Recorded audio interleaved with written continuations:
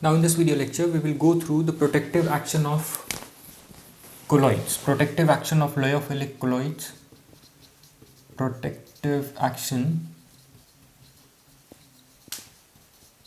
of lyophilic colloid, right, and gold number.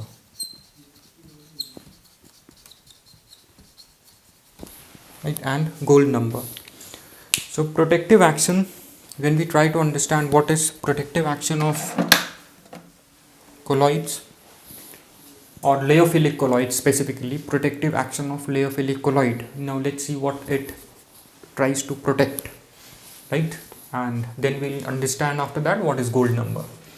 We know that we have in previous section we have understood about previous lectures, lyophobic colloid, then there was then the other was lyophilic colloid, right, and we have understood that in previous lectures that it is easy to coagulate lyophobic colloid, right, as compared to lyophilic colloid, right. These get easily coagulated,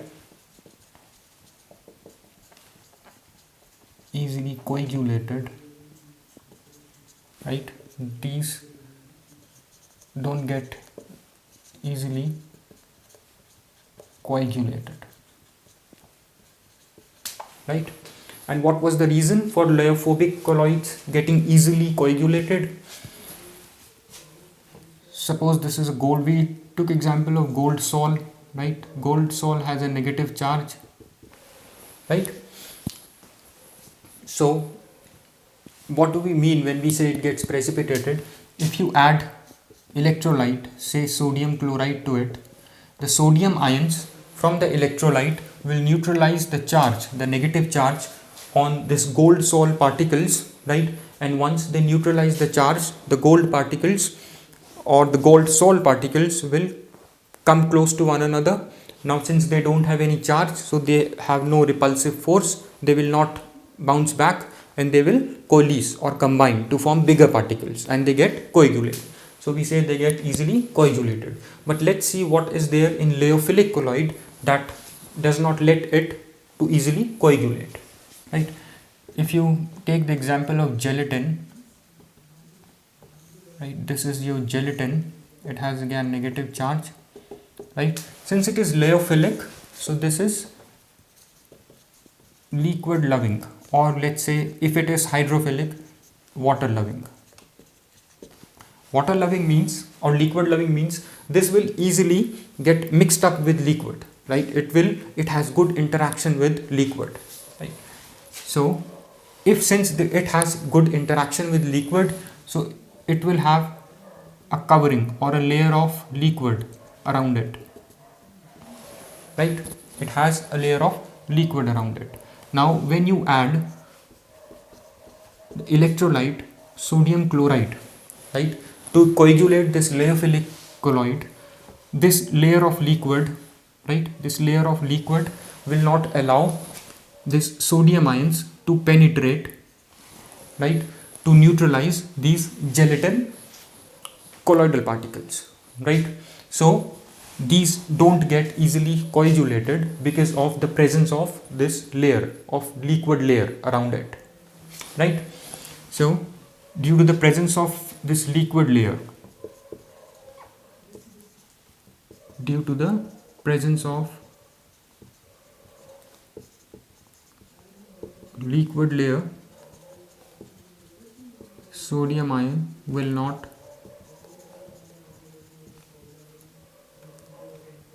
cross easily this liquid layer, right. So it is difficult to coagulate lyophilic colloids compared to lyophobic colloid. Now it has been observed, right, if you add lyophilic colloid to lyophobic colloid, right, then these lyophilic colloids can protect these lyophobic colloids. How?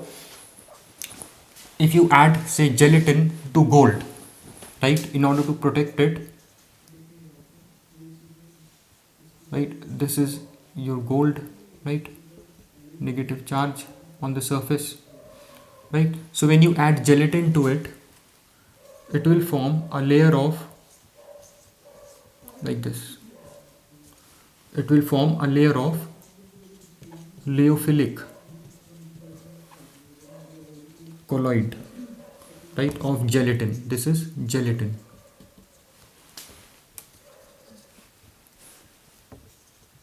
Layer of lyophilic colloid around it, right?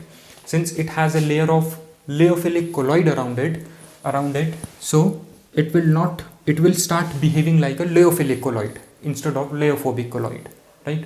So due to the presence of this layer of lyophilic colloid, it will start behaving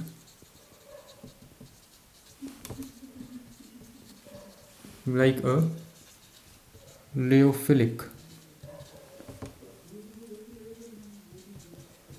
colloid, right? So since it's behaving like a lyophilic colloid, so if you add an electrolyte, sodium ions, it will again face the same layer around it, right? It will again face the same layer of liquid around it, which will not allow it to easily penetrate inside this gold sol, which is hydrophobic, right? So it acts as a protective colloid. That is why we see protective action of lyophilic colloid. So here lyophilic colloid will act as a protective colloid, right? And this property of lyophilic colloid to protect lyophobic colloid from getting easily coagulated is known as protective action of lyophilic colloid, right? Now different lyophilic colloid has different protective capability, right? Different protective power, right, to save lyophobic colloids. Right, now let's take example of some let's just say example of gelatin 0.005, right, to 0.01, right, in milligrams, right? Then you have hemoglobin is again a lyophilic colloid, so its protective power is 0.01 to 0.07. Protective power to protect the lyophobic colloids, right? Then you have potato starch. Its protective power is 20 to 25 milligram.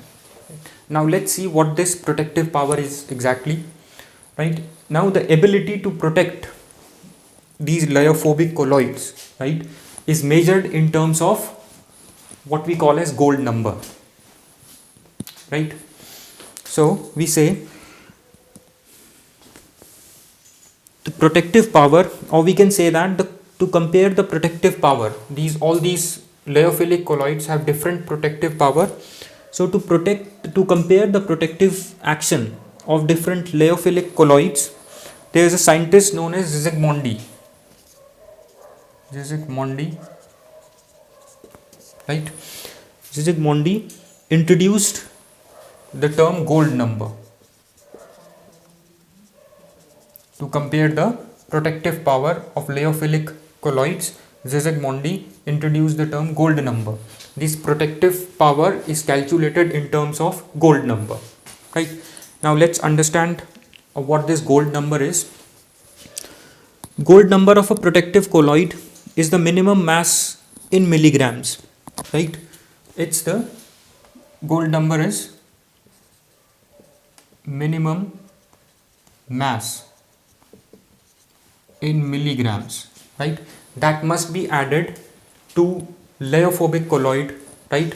In order to, that must be added to 10 ml. It must be added to 10 ml of lyophobic colloid or the red gold sol.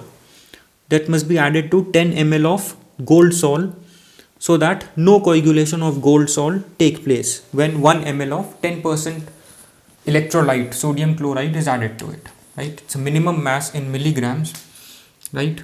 That must be added,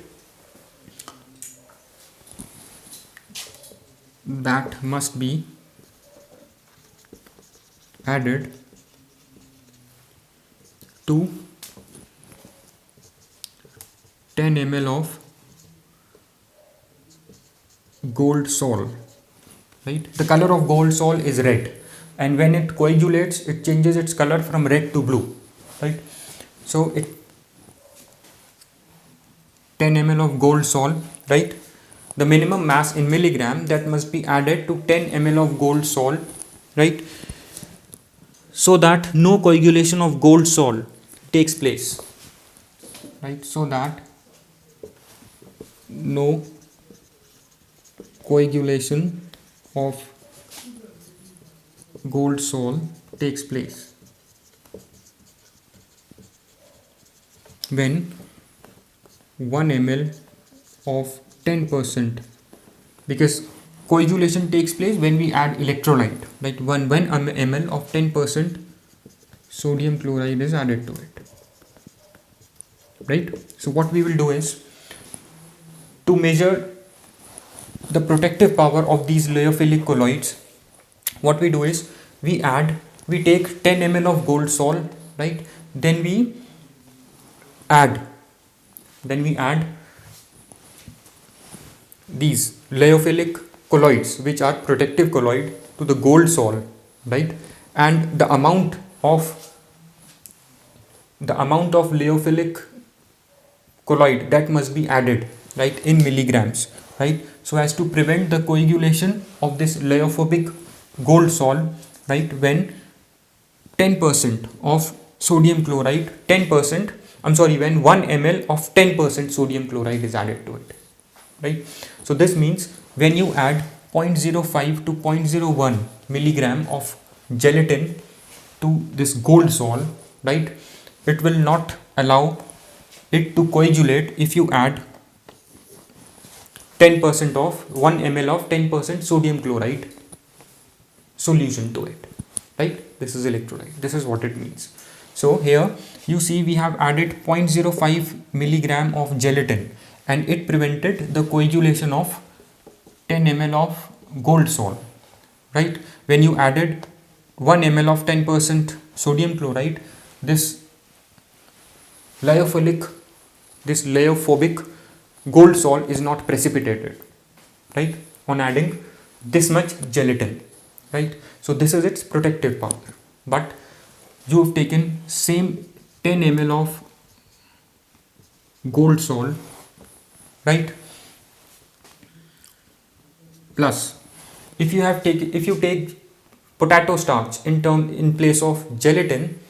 Suppose you have taken potato starch in place of gelatin, then instead of 0.05, which is in case of gelatin, you have to add 20 to 25 milligram of starch, right, to prevent the coagulation of the same amount of 10 ml of gold sol, right, by 1 ml of 10% sodium chloride electrolyte, right? So here, since we have added very less amount of gelatin, right, to prevent the coagulation of gold sol, so, and the quantity of starch added was very high compared to this quantity, 20 to 25. So we say that protective power of gelatin is high compared to your potato starch, right? So this is how you compare, right? Since very less quantity of gelatin could prevent the coagulation of same quantity of gold sol, right, as done by higher quantity of starch solution, right? So if you want to prevent the coagulation of 10 ml of gold, right, you have to take 20 to 25 gram of starch, right? But if you are using gelatin, then you just have to use 0.005 gelatin. That means this is much effective, gelatin is much effective in preventing the coagulation compared to starch. Since gelatin is much effective, we need a very less amount of it to stop the coagulation of gold sol. So we say that if protective power of gelatin is high compared to starch, right? Protective power of gelatin is high, right, compared to starch. This is what it means, right? So I hope this is clear, right? Just have to, it's a simple thing.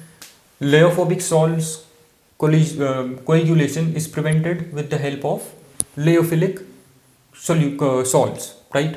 What it does, it, these leophilic sols form a layer around leophobic sols, right? So this beast will start behaving like a leophilic sol, right? So it will prevent the coagulation of leophobic sol, right? And this is known as, this property of leophilic sol to prevent the coagulation of leophobic sol is known as protective power of, or protective action of leophilic sols, right? And the sol is your protective sol, right? Leophilic sols are protective sols, and this protective power or this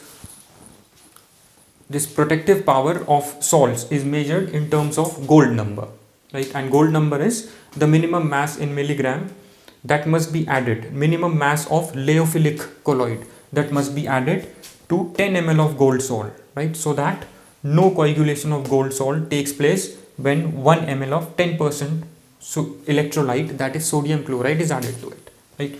And remember one thing also, when gold coagulates, right, it changes its color from red to blue, if I am correct. It changes its color from red to blue, right? So when gold sol will coagulate, it will change into blue color. You will get to know that it's coagulated, right? So I hope all this is clear to you. Thanks.